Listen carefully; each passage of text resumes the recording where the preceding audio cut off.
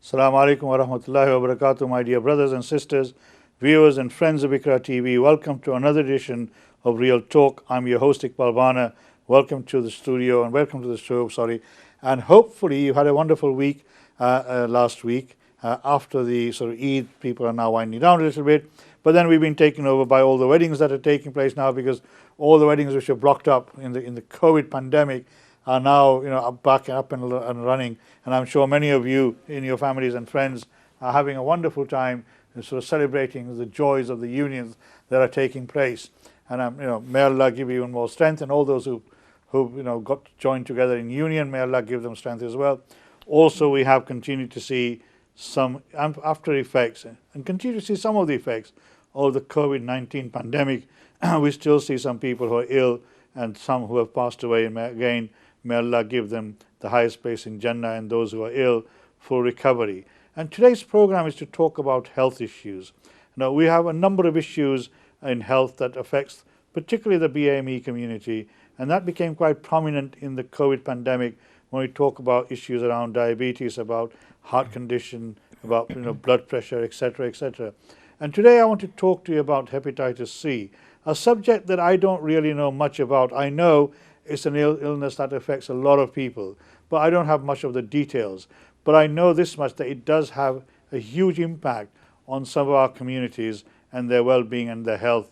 And therefore today I am very pleased to introduce to you Shabana Begum, who is the National Coordinator of the Hepatitis C Trust, based in Huddersfield, or is it Bradford? I can't remember. But she is going to come and share, going to share with us some of the issues that affect people. And what is hepatitis C? How does it affect people? What are the symptoms? What are the issues that confront people or affect people in their day-to-day lives? So hopefully, she'll be able to enlighten us, and she'll also tell us what people can do to prevent those diseases, or if you've got it, what they need to do to make sure that they continue to stay healthy and live a sort of well life in terms of their well-being, both mental and physical, and also the people around them, the loved ones as well. Now, obviously, this program is a program that is something that affects you as well, in the sense that we talk about subjects covering a whole range of issues, and many of you have got expressed interest in the past in various issues that we've dealt with, whether they be political or economical, or police and hate crime, or whether it's health. We had COVID programs that we did with the ulama as well.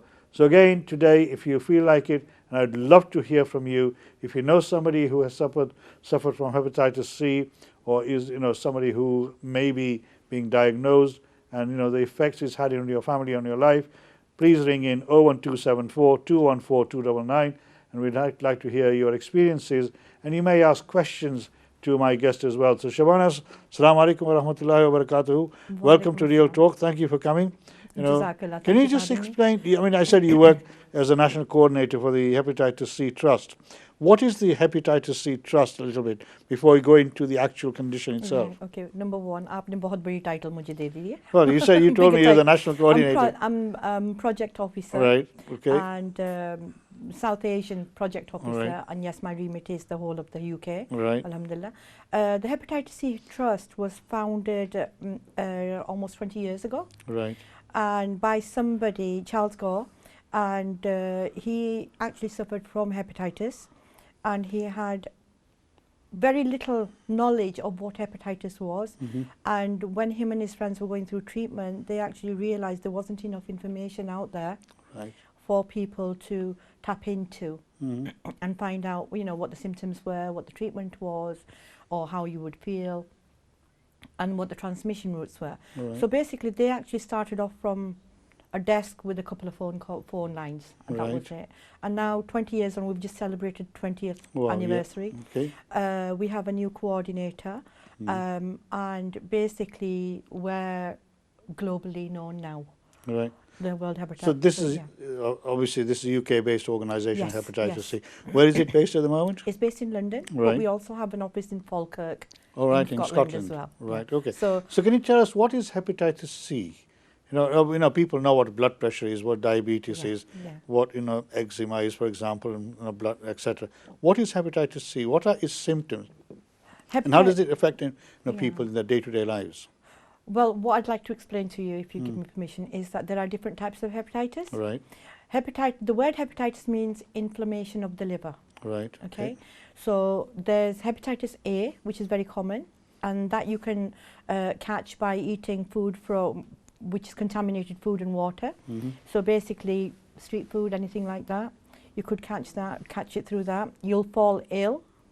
The body will fight itself, the virus itself, and a majority of the time you can clear it in no time at all. Right. Hepatitis B is through blood and transmitted through blood and bodily fluids, and with that again you will fall ill, you will look ill, and there is a treatment for it as well. Right. But a majority of the time the treatment itself is to manage it. So the system itself, if it can fight the virus itself, then that's really good. But if not, then there is medication to Right. So it can be help you treated with the medication. manage, yeah. Right. So basically, but the good thing about both of them is that there is a vaccination that you can have to prevent you from catching these viruses. Hepatitis C, although the word hepatitis is same, but hepatitis C itself, we know in our languages, Punjabi or Urdu, is kala jirkan, Right. or pilia, where you turn yellow. Right. So people actually associate it with A and B is where the skin goes yellow. Okay, with hepatitis C it doesn't. Right. Right, and there's no specific symptoms, so you can suffer from headaches or stomach cramps, stomach pains, mood swings, flu-like symptoms, and you'll put it down to everyday lifestyle. Right. And this is why it's actually called a killer virus. Right. Because there's no specific symptoms and people don't know that they've got it. So they don't realize they've got it. They don't realize But they've you got like it. you said, they might have headaches and you might have stomach upset and things like that. Yes. I mean, are they related to? I mean, one of the common diseases in the Asian subcontinent, parts of Africa, is yellow fever, as they know it. So is this sort of similar to hepatitis? Not that I know No? of. No. All right. No. Now I know. I mean, some of this hepatitis is to do with blood transfusion. I mean, in this country there were people who were given some bloods in the 60s and 70s where the bloods were contaminated. Yes. Right, and therefore, they contracted hepatitis. Now, is this hepatitis C linked to that blood transfusion, or? Very much so. Before 1990, bloods coming into the country, blood products from America, Right. they weren't screened. Right. And this is why you may have heard about the blood inquiry that's taken place that's over taking the place past now. couple of years. Yeah. Hepatitis C trusts have a lot to do with that as well, bringing it to the forefront so people know. Right. And we have a dedicated helpline manned by dedicated staff that have experienced hepatitis as well. And we've supported them into bringing their claims forward. So people, like I mentioned just now, that blood products that were coming into the country were not being screened. Right. So anything in the country before 1990, Right. 1990, 1991, if you had operations here, if you had ear piercings, tattoos, anything like that, dental work done, there's no guarantee even the equipment would have been clean. Right. So that's a very big area that needs to be covered. So it could have been anything then. And then again, within our Asian community, how many times have you been back home? My question to you would be, how many times have you been back home to your country? Right. Yeah. How many times have you been for a shave or dental treatment or Right. medical treatment?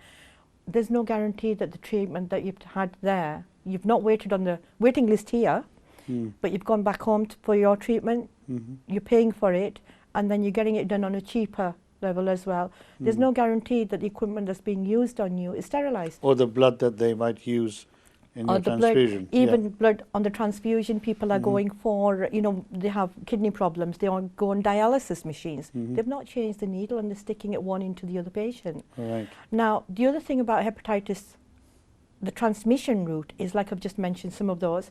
The other things are using toothbrushes, razor blades, syringes, needles, the big needles that they used to use back home as well, those. So if there's a drop of blood which is contaminated by hepatitis B or C, right, it can be transmitted into the other person, Right. even if it's dried. So, I mean, a lot of people go back to India, Pakistan, Bangladesh for medical treatment because, they find it's quicker, it's cheaper, faster. So you're saying people who go back need to be conscious and be aware of this. Yes. Right. I mean, I can only give my example to start off with. I was born and brought up here Right. in England. And at the age of 13, my father took the whole family back because he wanted his daughters to know what culture, what culture they've been born into. Yeah. So went back home. I fell ill. My father, God rest his soul, he took me to the GP straight away. And once we were there, the comporter, the assistant, he injected me with a unsterile syringe. All right. I did not find out till I was 35, something like that. All right. Yeah. That I actually started suffering. I had the symptoms like I mentioned, bodily aches and pains, flu-like symptoms, headaches, anxiety, and I was constantly like, there's something wrong with me, and I Right. used to go to the doctor all the time. So it's laid dormant to a certain extent? It lays dormant. This doesn't affect your liver overnight. Right. It's very, very rare that happens. It happens 5 years, 10 years, 15, even 30 years later. Oh, wow. So you may have, and the most common way it's been transmitted within our community is by barbers. Right. And I actually saw here, this is going back when I was a child, that the barber actually came home and asked for a glass of water, which the people at the home gave the glass of water, and he put a few drops of Dettol into it. And he was Right. going to perform head shaving and circumcision on a baby boy. Oh, right. And he used the same equipment. And so obviously later on in life, when I learned, that this is a transmission route, I was horrified that this is how they used to practice back in the day. Oh, yeah, in the old days. And Dettol, then it's 99%, they don't even say it's 100% that kills, disease, and a drop of it to make it into a milky solution. No way would that sterilize any equipment, Right. Now, obviously, these practices, most of them, thank God, are no longer No. applied. But you still have barbers, our barbers who still use same equipment, not necessarily the blades themselves, but other parts of the equipment, for shaving and, hair cutting as well. So obviously, these are issues that we need to be aware of.